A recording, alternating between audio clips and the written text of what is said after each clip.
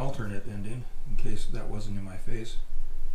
You can just, off camera, say, well folks, thanks for watching, I appreciate y'all, and take care, we'll catch you next time.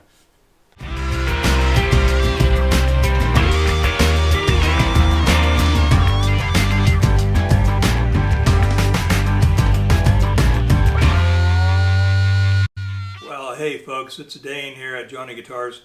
I'm going to be making a MOXON style vise as a acoustic guitar work holder. I've kind of just cobbled things together in the past. I just clamped guitars to the side of my bench when I'm doing neck resets and things like that. That MOXON style vise would be really handy for that. And since I'm building a couple of acoustic guitars right now, I was able to get the hardware on Amazon for, I'm just going to ballpark around 50 bucks. I think it was either a fuzz under or a fuzz over. Probably going to have to get longer. They supply a certain length of 3/4 inch rod. I'll show you that when I get the kit. It's actually supposed to be here today.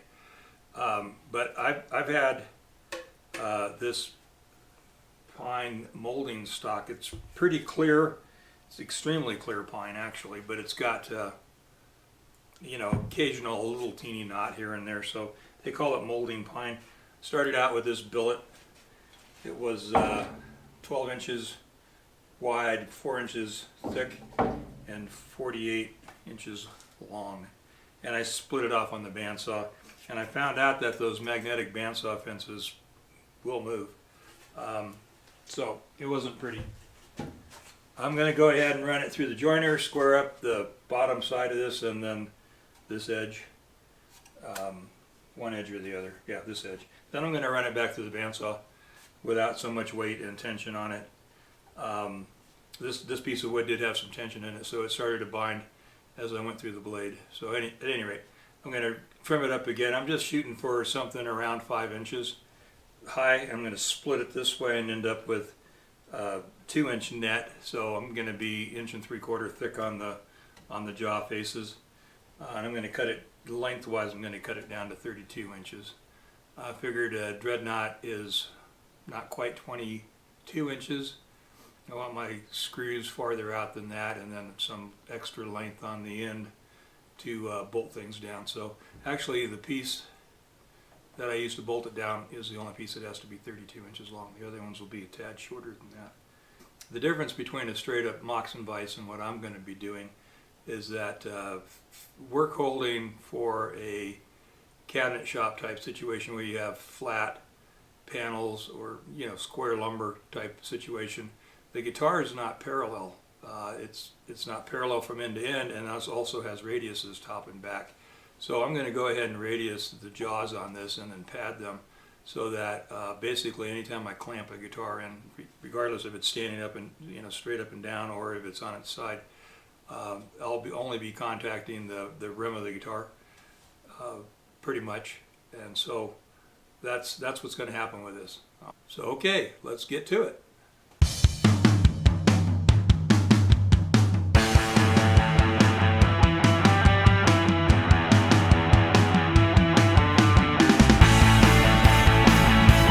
Okay, so I had a bit of a mishap again with the bandsaw.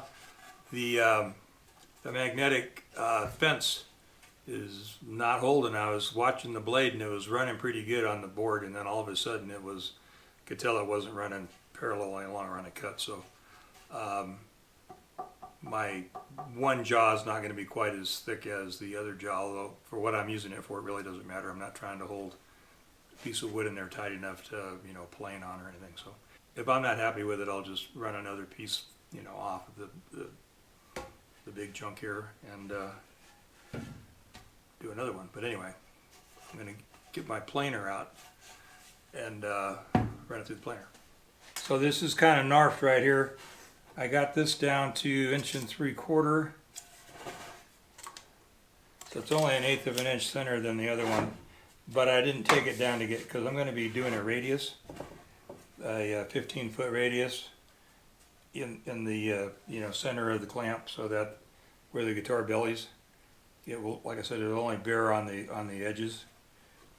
So this is going to go away in that radius. I was just thinking that I might just run this piece longer than the front piece, and then just run screws into this 2x4 here on the edge of my bench to mount it, and that would be plenty solid for what I'm intending to use it for. So that would probably be just fine. I might go that route. I'll think about that. Here we go, cut the length. I decided to go ahead and leave a couple inches extra on each end here. So I cut this one at 36. This other block is at 32. I found center here, and I'm also have center marked on my 15-foot radius template, which I used for making braces and for making my sanding dish initially. So I lucked out because that little notch, narf, I think is what I've been calling it, in the timber here, missed it. So the whole idea here, and then also besides having it like this, I'll have it padded. This was 20 inches. So that's going to be right on the, what I'm going to do is I'm going to parallel this line and push it a little deeper so that it comes farther out, because my 15-foot radius is not, I would have been happier if it was 22 or 24. Anyway, so that's what I'm doing.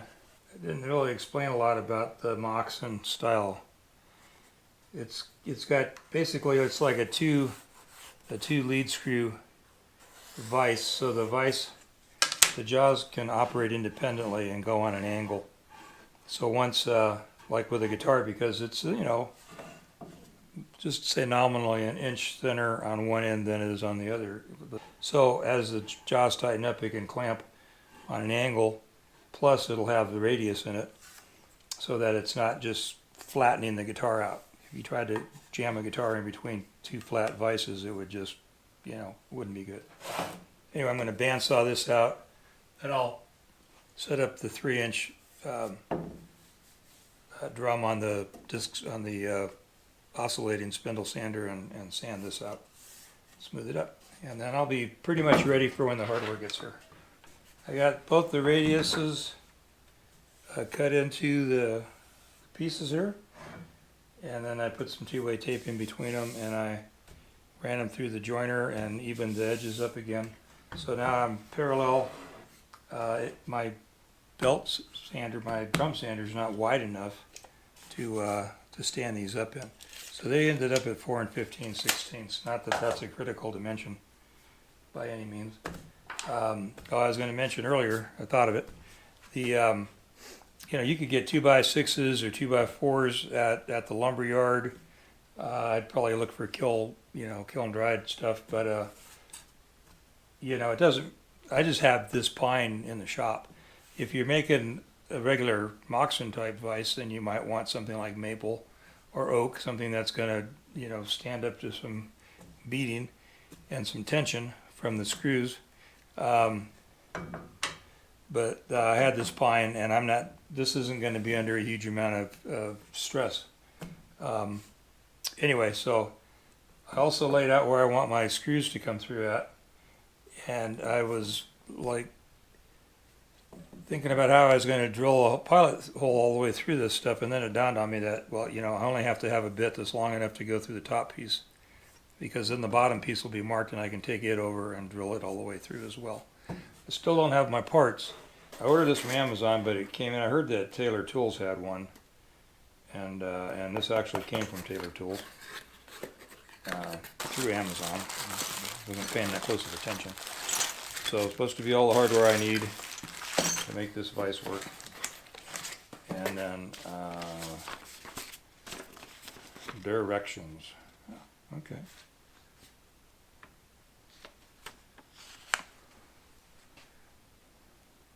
So I might look through the directions. I already have it mostly built here. I'll take a quick glance at that just to make sure I don't go backwards. Let's see what's in the package. Oh, all right, I don't need sealers. It's not sealed.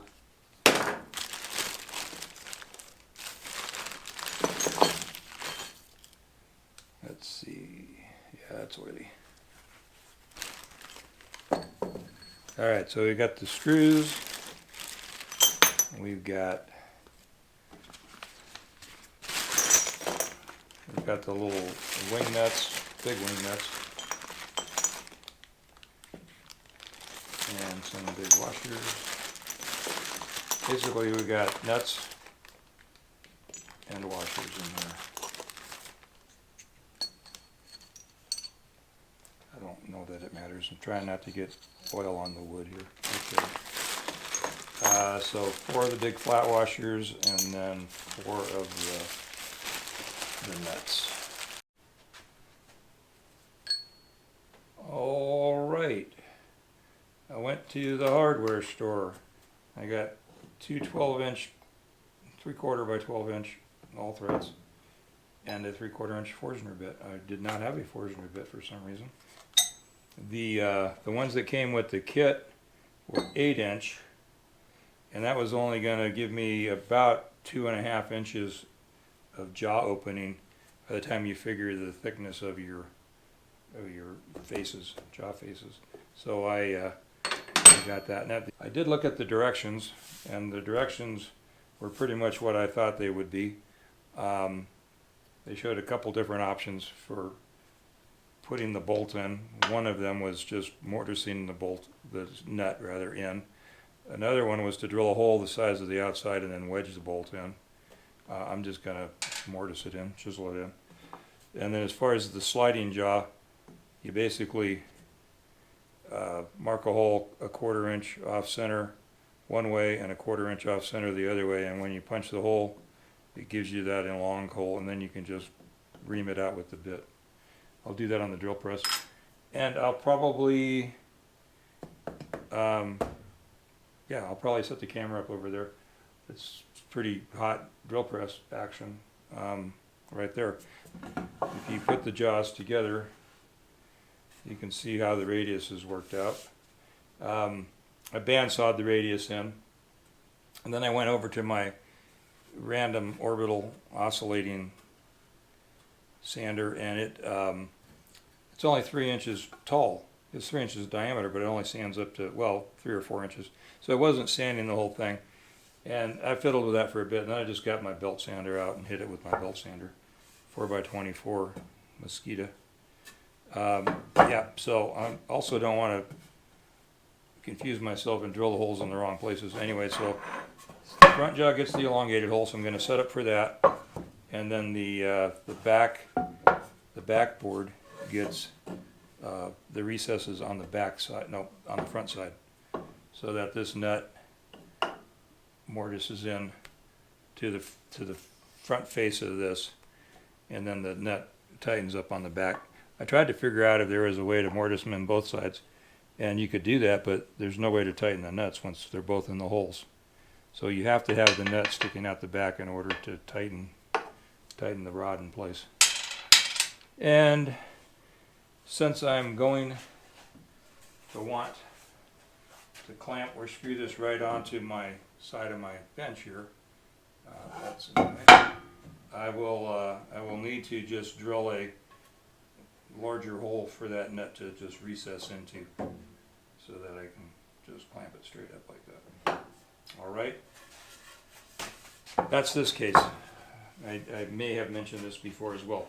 A lot of people will do a thing where they have a piece hanging over the top, and it just sits down on top of the bench, and then is able to clamp down from that piece on top of the bench. I just don't want it up that high. I want to go ahead and have it as low as I can get it. Even with the top of the bench should be okay. Alright, so we're set up at the drill press. I just took a random piece of oak scrap laying in the shop, ran it through the joiner just to make sure the edge is straight, and put on here, lined it up with the center hole that I already had drilled, and then I'm just going to take it back a step here. Oh, I also preset the depth. I don't know, that's probably not, yeah. So it just goes into the table slightly. All right.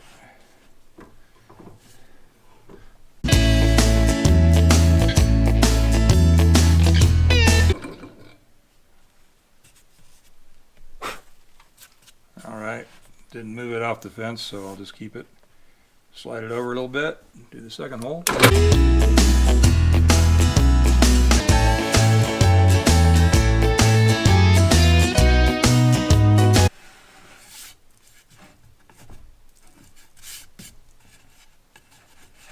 Alright. Looks pretty good. It's like these inside holes, for some reason, I'm just running a file in there, they don't quite clean up. Running that bolt through there a few times will definitely do it, but I'll just file them out. So I'm going to rinse and repeat on the other end. I showed you to start with, I just went around the nut and made an indent, and that hole works fine. It's just a little teeny bit loose. So I thought, just for the purists in the crowd, I'd do the other one with a marking knife. And the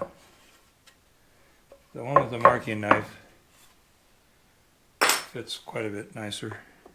Actually, I had to tap it in with the hammer originally.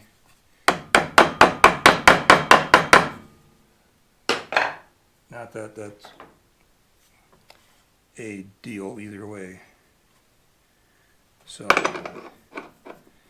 basically, I'm going to go ahead and assemble the thing.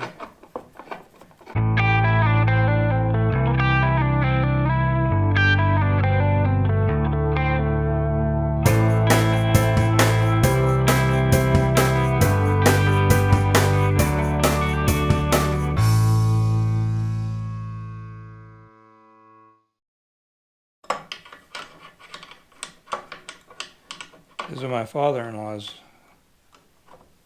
crescent wrenches. You could say I inherited them. I worked with the man for several years. He was my mentor, trainer in carpentry. Alright, so we don't have to kill it, just snug it.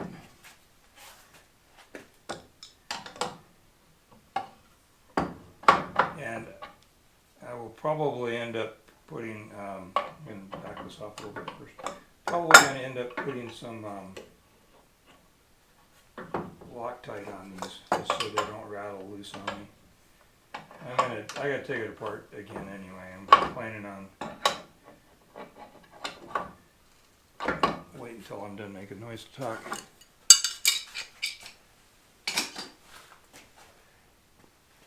Planning on you know, easing the edge on all this stuff, whether I 45 it or just, you know, buff it down with a sanding block or something, just so that I don't have all these sharp edges. It's too easy to bang guitars up inadvertently.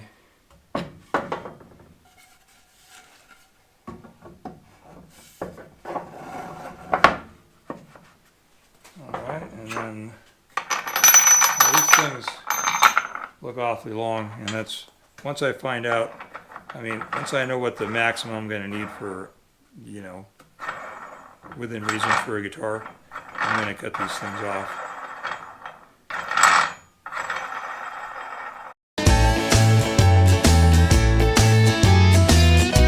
So, as you can see, these can be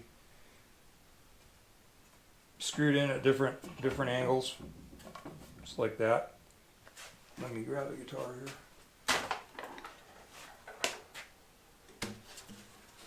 Just for fun.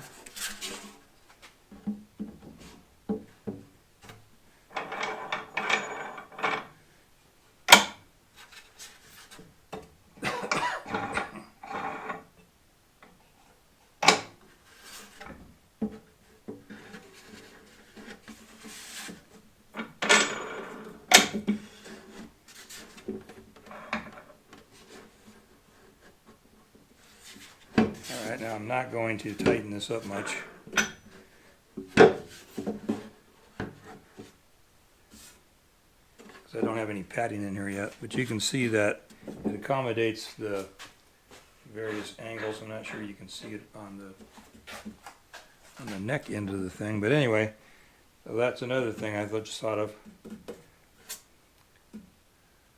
Let me move this a bit.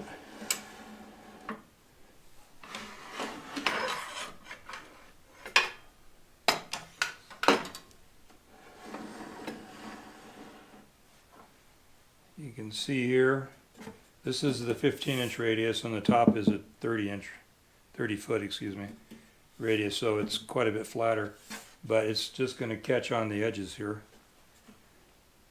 And then the back is the 15-foot radius, but you can see that I gave it a little more clearance here so that when it's tightened up, it'll just hold it perfectly. Now I am looking for urethane or rubber padding. I thought urethane would be better. I think that's what's in the jaws on the STUMAC vise. Same thing here. Slide it down like that, and it's going to catch it, and it'll be padded. You can see I still have some clearance here, and if we move it around to the front, you can see I have plenty of clearance there because of course it's a flatter radius. I already drilled holes in the side of the vise, in the side of the bench here, so that I can put that in. Now I'll go ahead and chisel out more so that because the washers are much bigger. But I'll chisel out around there just so I can get the washers to drop in as well. And I am just going to use a couple 3-inch screws on each end when I set it up. And then you can see it's going to be very stable. I'll bring you back in. I've got, I want to do the, you know, edges, angles on the edges and stuff so we don't have any sharp edges. And whether I find rubber or urethane padding of some sort in here, the stuff I found seemed to be very expensive, and I didn't want this to be an expensive thing. It's not going to be a constant use kind of tool. Yeah, I'm happy with this. That works really well. All right, I will bring you back in when I get things kind of more or less finalized, get it screwed to the bench. I might just get some carpet remnant and pad it with that. I think that would probably be fine as well. All right, so this is just the finish up on this MOXON vise. So I built it with the radiuses in it, radiuses designed into the jaw faces so that I can grip a guitar on the outside rim without a lot of force and without smashing the front of the back of the guitar in, like you would with a flat jaw. The lead screws, I had to get longer ones because the 8-inch ones that were provided would not be long enough, but the 12-inch are too much. So I'm probably going to take a couple inches off, maybe 3 inches off, because the last thing I need is to be walking by here and, you know, constantly grabbing my clothes or, you know. So yeah, so I'd say probably 2 inches, because this particular guitar body is about 4 inches deep right here. I'm not sure if I'd ever have an instrument that I needed to hold that was deeper than that, but I'll probably take 2 to 2.5 inches off, because I don't want to have a lot of this lead screw sticking out. As you can see, this is held in here very, I don't have a lot of force on this thing. I did order some 1/8-inch polyurethane pad that I'll be gluing into the jaws here, and so I'm not going to technically demonstrate any tools right now because I don't want to accidentally, you know, move the thing. I want the rubber pads. But as you can see, this is my Elevate Lutherie bit here. Both these tools came from Elevate. So you got the drum sander thing here that you can, you know, sand around the guitar with, and you put it, you know, you lay the guitar in sideways, you can get the waste and all that kind of stuff. Then you've got the mortise jigs, which this isn't set up for the mortise jig right now, it's set up for the tenon. But the mortise, you know, would just goes against the guitar, clamps in, and then you'd be able to do the mortising. This flips around to do that. So, like I said, this was for the neck tenon right now. But that's why I built this. And then also I have another guitar waiting for a neck reset. I'm waiting for the wire, the foam cutting wire heaters. Instead of using steam, I want to try the foam cutter, so I've ordered a set of those, but you know, coming in a slow boat from somewhere. Anyway, but this thing works pretty slick. I have seen some that have like a fabric that hang off the bottom, which I don't think is a bad idea. And what that would do is allow, you know, if you were putting something in the thing and it slipped for some reason, it would just go down and be caught in the fabric that's, you know, the sling underneath the vise. I think that's actually a really good idea, because even if you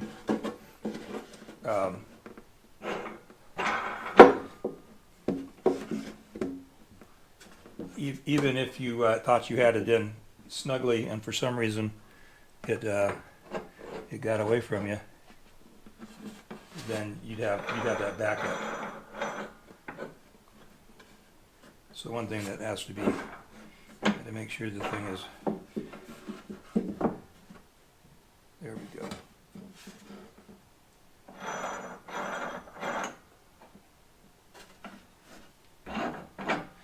And that's what the pad will help with.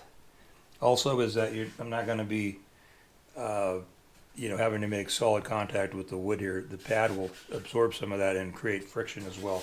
So, but like I said, the sling underneath would be pretty cool, just to guarantee that you wouldn't have anything getting through on you. So there you have it. That's the MOXON vise, modified MOXON vise to fit a guitar body. And then what was the other thing? Oh, I went ahead and you know, beveled. I don't know how well you can see that, but I beveled the ends so that, you know, things aren't banging into them. And then I beveled the front edge of this and the bottom edge just to make it more comfortable, and softer edges. And then I put a couple coats of thinned out true oil on it, and so we're good. I am going to take it all back apart. I do just have it screwed to the bench with a couple 3-inch screws on either end, and it's solid. And this bench is solid, so it's not going anywhere. Anyway, I'm looking forward to using this. I'll probably not necessarily call it out in future videos, but if you see me, you know, doing either a mortise or sand in the guitar body, you will no doubt see this in action. All right. Well, I don't have a monitor set up, so I don't even know if I'm in the frame here. Yeah, well, anyway, folks, thanks for hanging out and watching, and I hope that there's some benefit in this for you, and appreciate you. Take care.